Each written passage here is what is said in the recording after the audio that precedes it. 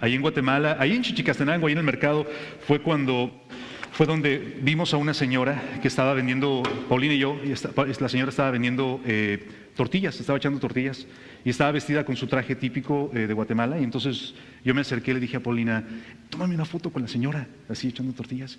Y le digo a la señora, ¿me puedo tomar una foto con usted? Dice, son 6 quetzales. Le digo, wow. Le digo, ni Shakira cobra tan caro. Dice, pero Shakira no echa sus propias tortillas. Dije, oh, wow, nice. Nice. La gente guatemalteca es muy inteligente, un sentido del humor extraordinario. Bueno, hay una teoría que dice que hay 4 temperamentos. Diga conmigo, 4 temperamentos. Y esto enseña que, es una teoría muy antigua que enseña que hay 4 maneras de ser de las personas. Están los famosos coléricos, aquellos que les gusta ser asertivos, directos, al punto, son gerentes, son personas que dirigen, son líderes. No le andes con rodeos, es un colérico. Son de mecha corta. ¿Sí me explico? Ese es un colérico. Pero también la teoría dice que están los sanguíneos. El sanguíneo es el que todo el tiempo está sonriendo y es el alma de la fiesta, y risueño y carismático, y le gusta cantar y le gusta echar relajo. Él es un sanguíneo. Pero la teoría también dice que hay aquellos que son melancólicos. Son tranquilos, son meditabundos, son reflexivos, no contestan nada más por contestar, pero cuando te contestan bien, al punto que tú le dices, ok, tienes razón, porque son meditabundos, son reflexivos, no toman decisiones al cómo se va, melancólicos. Pero hay otros que se llaman flemáticos, y el flemático es más tranquilo, ese sí es relajado, ese camina, ese es como la canción del buen tipo mi viejo, ahora sí camina lento, como perdonando al tiempo, camina despacio, le dices algo y es, cálmate, ¿por qué gritas? No está gritando, pero tranquilo, porque es un flemático, es tranquilo. Bueno, yo me he dado cuenta que en los sermones generalmente hablamos de los coléricos, de los que tienen esa fuerza para sacar pueblos de Egipto y llevarlos a Canaán, o de aquellos que son coléricos como para decir, la mujer calle en la congregación, como Pablo, todo el mundo lo adora porque es un colérico. Pero también me he dado cuenta que a la gente le encanta los sanguíneos, los carismáticos. ¿Quién no se enamora de David cuando le dice a Goliat, tú vienes contra mí con espada, lanza y jabalina, pero yo vengo contra ti en el nombre del Señor? Carismático, sanguíneo. Pero pocas veces se predica acerca de los flemáticos, esos que son tranquilos. Bueno, hoy será la excepción. ¿Cuántos flemáticos hay aquí? Es decir, que son tranquilos, calladitos, reflexivos. ¿Alguien aquí? ¿Nadie? Hasta le hacen tengo que levantar la mano, sí. Bueno, hoy vamos a hablar de José. La historia bíblica cuenta, o la narrativa bíblica nos cuenta la historia de José, quien fue el padre terrenal que estaría esperando a un bebé. ¿Y el bebé se llamaría? Jesús, el Salvador del mundo. Cuando José se enteró de esto, él pensó dejar a María en secreto para no avergonzarla y divorciarse de ella y pues despedirse. Pero un ángel se le apareció a José y le dijo, no tengas temor de tomar a María como tu mujer, porque el hijo que está esperando proviene de Dios y es el Salvador del mundo. Y bueno, la historia nos dice que José lo reconsideró, tomó a María a su casa y el resto es historia. Es una historia extraordinaria. Pero no se nos dice nada más de José. Lo único que observo es un José obediente. Es decir, un flemático, porque el flemático tiene esa característica. El flemático va a donde se le dice que vaya. ¿Sabes cómo le llamo yo eso? Yo le llamo obediencia. No es que hay hijos favoritos en la familia. Es que hay hijos obedientes, ¿no? Y en ocasiones es fácil marcar esa diferencia. El hijo desobediente, uno dice, híjole, es que me cuesta más trabajo tener una relación con él. Bueno, es que es más fácil cuando hay una obediencia, crear una relación. José siempre respondió con obediencia, y yo le llamo a este José, el soñador del Nuevo Testamento. En el Antiguo Testamento tenemos al otro José, ¿se acuerdan? ¿José? ¿Se acuerdan o no? José el soñador de Egipto. Pero en el Nuevo Testamento tenemos este José. A este José 4 veces se le apareció el Señor en sueños. La primera de ellas se le aparece y le dice, no tengas temor de recibir a María. Ella está embarazada, sí, pero del Espíritu Santo. A mí me llama la atención porque el flemático, para explicártelo mejor, el flemático, imagínate que llega la esposa y le dice, oye, ¿cómo te fue en el trabajo? Le dice la esposa al marido, flemático. Y el marido le dice, bien, estuvo bueno.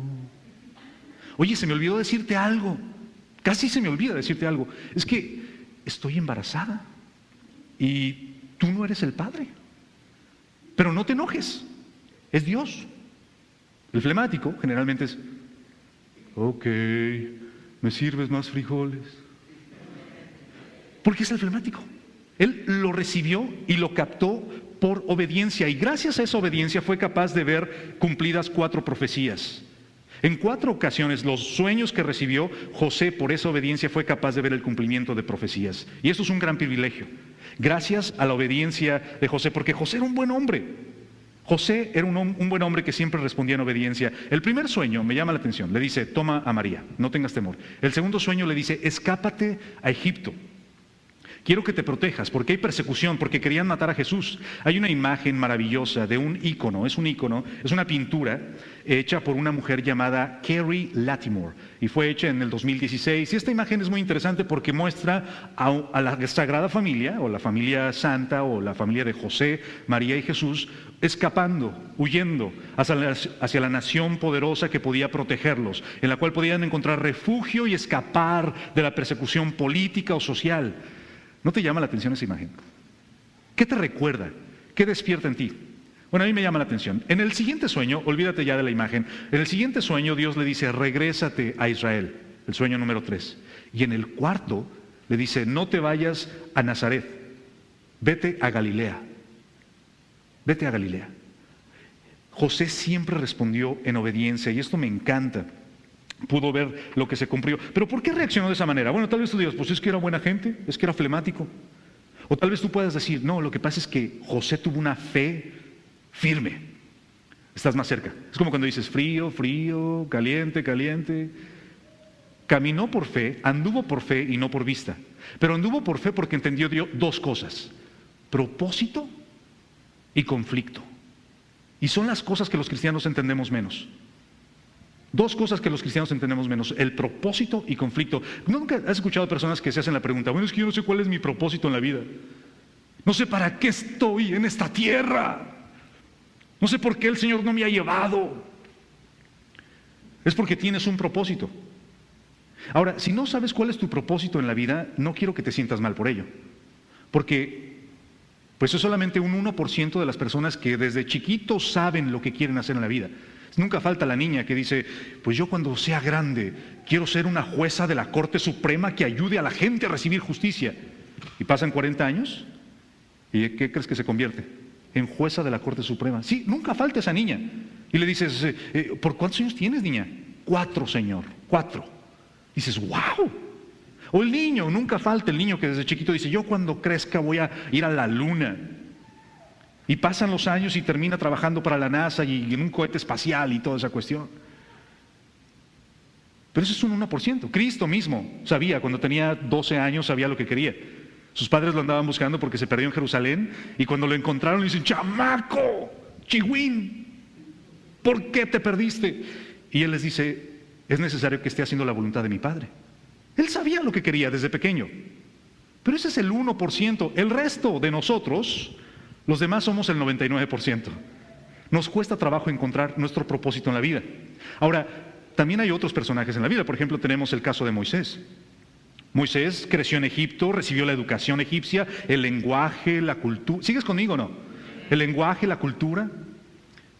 Pero no supo el propósito de su vida ni siquiera cuando tenía 40 años. Cuando tenía 40 años tuvo que vivir como pastor, tuvo que aprender a sacar agua de la tierra del desierto, tuvo que aprender a cuidar ovejas, tuvo que aprender a adivinar los tiempos de acuerdo al viento, a sobrevivir en el desierto. Y fue hasta los 80 años que el Señor se le aparece y hasta ese entonces él aprendió cuál era su propósito en la vida. Tú dices, sí, en serio. Pablo es otro, creció en una cuna privilegiada, era ciudadano romano. Si hoy en día tú dices, ¿a qué es similar eso? Es como si una persona nace, es diferente una persona que nace siendo ciudadano americano y una persona que se naturaliza. Legalmente no hay diferencia, pero me refiero a las oportunidades que tiene esta persona al ir creciendo, nacido aquí, a la persona que se naturaliza hasta después de los 18 años. Es diferente. Son varios años. En el caso de Pablo, nació siendo ciudadano romano, nació teniendo la cultura judía, entonces ya hablaba latín y hablaba hebreo, y también entendía la cultura griega, la cual era el idioma de los negocios. Este hombre, qué bárbaro, tremendísimo. Y por muchos años en su juventud, hizo lo que él pensaba era su propósito, hasta que un día Dios lo para en seco y le dice, oye, cálmate, tu propósito en la vida es este otro. Y todo este tiempo te he estado preparando para eso. ¿Sabes cuántos años tendría Pablo? Probablemente unos 57 años, hasta que encontró su propósito en la vida. Tú tienes 32, tienes 40, y te andas quejando, es que no sé cuál es mi propósito. Dios te está preparando. Tranquilo, cálmate, vas a encontrar tu propósito. No, pero es que usted no sabe, ya estoy muy viejo, ya estoy muy vieja, no sé qué va a pasar conmigo. Dios te está preparando. Moisés llegó a los 80 años cuando conoció su propósito, y fue hasta los 120 que logró cumplir el propósito que Dios le había dado. Tardó 40 años más en cumplir ese propósito. ¿Me sigues o no me sigues, iglesia? No pienses que no tienes un propósito en la vida. Lo que tienes que recordar es que ese propósito siempre tiene que ver con el reino de los cielos. Siempre tiene que ver con el reino de Dios. Siempre tiene que ver con su gloria. Jamás es contigo. Es que mi propósito en la vida yo creo que es que sea un doctor. Mi propósito en la vida es que sea un abogado. Ok, ¿para qué? Pues, abogado para conocer, adquirir. Estás mal. Tu propósito en la vida no puede ser ni siquiera nada más ser cirujano o nada más por el hecho de ser lo que quiera ser. Mi propósito en la vida es llegar a Estados Unidos y vivir tranquilamente. Ok, ¿para qué? No, pues para vivir tranquilo. No, le falta la otra parte. Mi propósito en la vida es convertirme en un abogado con la intención de ayudar a gente que está sufriendo para poderlos indicar y llevarlos al reino de Cristo. Mi propósito en la vida es ser un policía porque mi intención es servirle a la comunidad a través de protegerlos y servirles para que lleguen a conocer de Cristo. Mi propósito en la vida es ser astronauta porque quiero hablarles a otros de la grandeza de Dios. Pero un propósito de ser X o Y solo por el hecho de ser es un propósito incompleto, iglesia del Señor. ¿Amén? ¿Amén? Usted se puso triste. No se ponga triste, iglesia del Señor. Por favor, ya te digo, el caso de Pablo, de Moisés. ¿Cuál es el propósito? Me hace pensar, ¿cuál es el propósito de Bamel? ¿Cuál es el propósito de esta iglesia? Si me lo preguntas, y soy verdaderamente honesto, te voy a decir, no sé. No sé.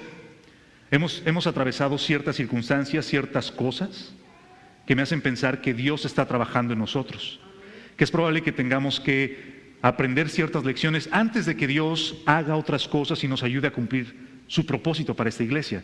Es probable que haya cosas que tengamos que dejar ir, es probable que haya cosas que tengamos que aprender, pero para poder lograr el propósito necesitamos recordar una cosa. Mi propósito en la vida no tiene nada que ver conmigo, tiene que ver con Dios. ¿Estamos? Bueno, y entonces me hace pensar que Dios prepara a las personas a través de dos cosas, ya lo mencioné, a través del propósito y a través de la tribulación. Los problemas, a través de eso te prepara.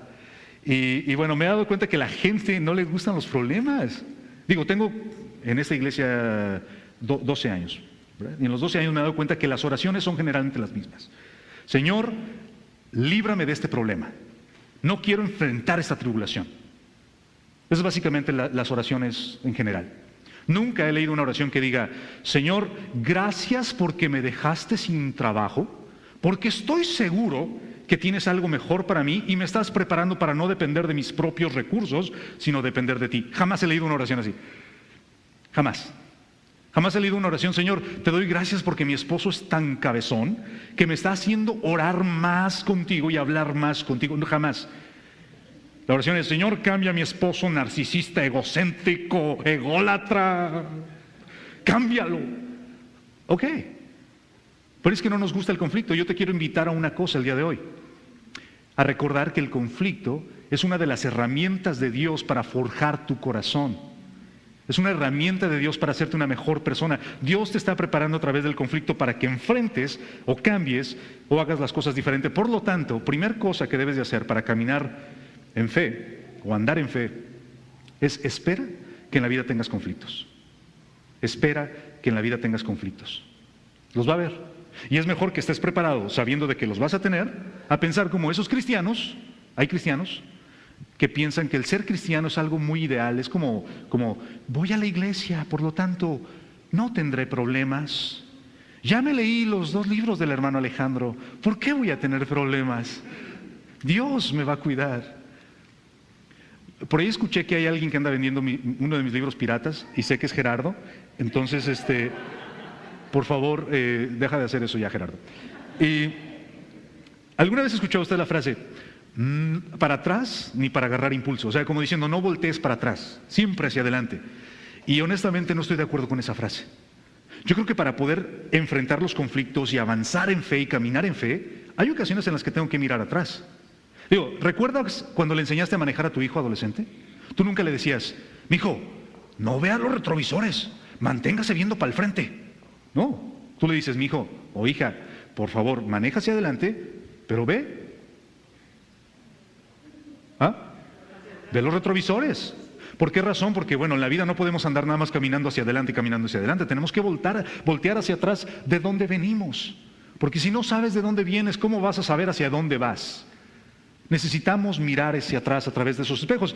Y al mirar atrás me doy cuenta cómo Dios ha estado trabajando en mí. Cómo lo que en algún momento pensé que era un problema, en realidad era la manera de Dios de trabajar en mi corazón. Yo pensaba que era una tribulación. Y para Dios era la forma de quitarme el orgullo. Y yo pensé que era un problema y Dios pensaba que era la forma de hacerme un mejor individuo. Es bueno mirar atrás, es importante mirar hacia atrás. Yo, por ejemplo, cuando me pongo a pensar en mi propia vida, algunos de ustedes saben que yo empecé a trabajar a los 12 años. No por mi propia decisión. O sea, eso se le llama abuso infantil de menores. Para mi mamá era que tenía que ir a trabajar. Entonces yo empecé a trabajar, pero de ayudante de mesero. Allá les llaman, ¿cómo le dicen? ¿Cómo le dicen? Cholero, garrotero. Garrotero, esa es la palabra. No, digo, no estoy apuntando así, no, estoy nada más, garrotero, le decían. Y yo empecé de garrotero. Tiempo después me promovieron a mesero. Y no, bueno, la anterior, sigo hablando de la anterior. Y me promovieron, ahí esa foto me acuerdo que él era el mesero, yo era el garrotero, y yo le estaba diciendo a Isaías cómo se veía cuando estaba supervisando sus mesas. ¿Qué le decía? Le decía, así te ves, mira, cuando supervisas tus mesas. Y me subieron a mesero, y ahora que lo pienso, yo digo, Dios me estaba preparando. Porque los meseros tienen que lidiar con cada personita. En verdad. ¿Escuchaste el caso de aquel que llegó a un restaurante italiano y ordenó una sopa minestrone? Una sopa minestrone. Y está el mesero y le trae la sopa. Tiempo de regreso, llega el mesero, le dice, el hombre le dice, mesero, venga. El mesero llega, dice, prueba esta sopa, le dice el cliente. Y el mesero dice, ¡ay, señor! ¿Le cayó una mosca? No, prueba la sopa. Oh, ¿está fría, señor? ¿Algún problema? ¿Está fría la...? Prueba la sopa, te he dicho. El mesero dice, ok, señor. Y pues, pero no hay cuchara. Exacto, ¿cómo quieres que me la coma? Veme a traer una cuchara. Y uno en ocasiones, como mesero, enfrentas personas que, ¡qué bárbaro! Y sé que Dios me estaba preparando porque Él sabía que algún día yo iba a ser ministro. Y los ministros, en ocasiones, ya está sudando estoy. ¿En serio? Porque es así. De tiempo después aprendí a tocar guitarra y entré a un grupo versátil, que le llaman grupos versátiles, donde tocábamos en bodas. Y parte de mi trabajo era dar la bienvenida. Y ahora que han pasado los años, yo digo, ok. Lo que Dios estaba haciendo ahí era prepararme para no tener temor de hablar frente a una audiencia, de no sentirme intimidado aun cuando no se rieran de mis chistes o no entendieran mi punto o no me contestaran cuando les pregunto algo. Dios me estaba preparando, pero necesito voltear atrás. Tiempo después decidí que quería ser pastor, ministro, y me fui para Honduras. ¿Alguien de Honduras? Hoy están dormidos hoy. Bueno, está bien. ¿Nadie de Honduras? De este lado. Nazaret, tú eres de Honduras, hombre. ¿Qué pa, hombre? La única. Wow, me la dejaron sola. Pero bueno, y Zaida, pero a Zaida está por allá. Bueno, y resulta que me voy para Honduras a estudiar al Instituto Baxter, un lugar que tiene estudiantes de Cuba, de Brasil, de Honduras, de Guatemala. Yo no sabía en el momento, pero Dios me estaba preparando. ¿Sabes por qué? Porque, por ejemplo, aprendí a decir puerco en diferentes maneras en español. chancho, cochino, chancho, cochino, tunco, cerdo, cuche. Aprendí a decir niño en diferentes formas: cipote, patojo, chavalo, pibe, huerco, chamaco, ¿no? Escuincle, pero ya es otro nivel, ¿no? Ya cuando estás enojado. Y tú dices, eso es irrelevante que hayas aprendido eso. No, no es irrelevante. Porque Dios sabía que en algún momento Él me iba a ocupar como ministro en una metrópoli como Houston, donde hay personas de diferentes trasfondos, de diferentes culturas, y yo no lo sabía, pero Dios me estaba preparando. Es probable que necesitas voltear atrás a ver ese problema que enfrentaste, a ver esa situación que atravesaste y que te diste cuenta que te estaba forjando. Bueno, en la siguiente imagen que ya apareció en la pantalla, ustedes ven a Gaspar. ¿Cuántos conocen a Gaspar? Levanten la mano. Está Gaspar y está Tomás. Cuando Gaspar, levanten la mano, ¿quién conoce a Gaspar, por favor? A nadie le debe dinero, ¿verdad? Porque voy a hablar de él y yo espero que no le deba dinero a nadie. Esta semana hablé con Gaspar porque le dije que iba a comentar su historia aquí en la congregación. Gaspar se regresó a Guatemala, la situación económica y de trabajo no estaba fenomenal en este lugar y decidió regresarse a Guatemala. Al estar allá en Guatemala empezó a contactar diferentes hermanos y la comunidad y lograron juntar el suficiente dinero para construir el siguiente edificio, la capilla o el templo donde ellos se congregan, en un lugar donde no lo había. Llegaron a juntar nada más ni nada menos que cerca o un poquito más de $100,000. Y tú dices, pero pues ¿por qué este hombre mejor no regresó quejándose y diciendo, Estados Unidos y el Trump y me va mal y la situación? No, al contrario, vio la situación difícil y pensó, ¿qué puedo sacar de bueno de esta situación complicada? Y ahora que volteamos para atrás nos damos cuenta que él regresó a Guatemala no por la situación económica, regresó a Guatemala porque Dios tenía un propósito para él. El propósito de Dios jamás tiene la intención de que tú tengas más vocabulario de palabras en español por el hecho de tener vocabulario en español. El propósito de Dios tampoco tiene que ver de que uses un micrófono y puedas hablar en público. El propósito de Dios no tiene nada que ver de que construyas edificios. El propósito de Dios siempre tiene que ver con su obra, con su iglesia, con su reino. Así que no vuelvas a decir que no tienes propósito. Por el contrario, comienza a analizar y a pensar qué cosas me ha dado Dios a través del pasado, cómo he aprendido, cómo me ha forjado Dios, qué experiencias negativas he tenido y cómo puedo aplicarlas ahora al presente, a su reino. No sabemos si mañana o esta semana o el miércoles encuentras el propósito por el cual fuiste creado y Dios te ha estado preparando todos estos años. Porque una vez que encuentras tu propósito, los conflictos se ven diferentes. El gozo perdura porque encontraste tu propósito. ¿Cuántos que han alcanzado sus metas y dicen, yo voy a ser abogado, llegan a ser abogados? Yo voy a ser el hombre más rico del mundo y llegan a ser el hombre más rico del mundo. Pero al serlo también se convierte en la persona más infeliz y solitaria del mundo. Porque los logros y las riquezas no son lo que te da el propósito en la vida. Los logros y las riquezas son medios para cumplir tu propósito. Y tu propósito, ¿sigues conmigo o no? Y tu propósito no tiene absolutamente nada que ver con quién eres o tus logros o de dónde vienes. Tiene que ver con el reino de los cielos. Así que mi oración en esta mañana es que constantemente recuerdes esto. No estoy en esta tierra para triunfar. Yo no vine a Estados Unidos. ¿A qué vino Estados Unidos? A triunfar. Usted no vino a triunfar nada más por triunfar. Tú viniste a Estados Unidos a triunfar, para usar ese triunfo para la gloria de Dios. Si has triunfado y estás buscando el triunfo para tu propio bienestar, te tengo la mala noticia de que no te va a llenar jamás. Porque lo vas a alcanzar. No hay meta que el hombre se ponga de corazón y no alcance. Cualquier cosa que te pongas en la mente lo vas a alcanzar.